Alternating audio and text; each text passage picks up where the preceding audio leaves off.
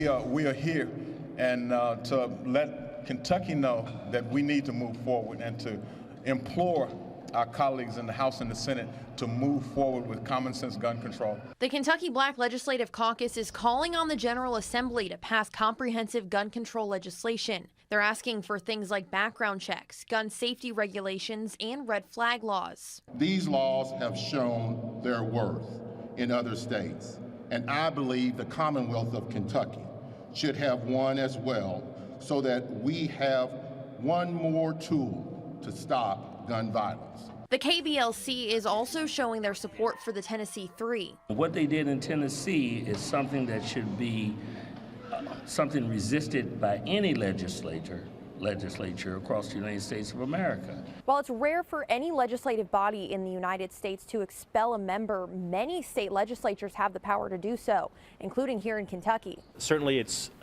unlikely to see that sort of thing happen here. I just don't really see that happening. If there were to be a vacancy, whether it's caused by death or resignation or expulsion, the legal process is the same. The House Speaker would call a special election in the House. The Senate President would call a special election in the Senate. Similar to in Tennessee, the expelled member could be renominated and re-elected to fill the vacant seat. In Frankfort, Samantha Valentino, WKYT.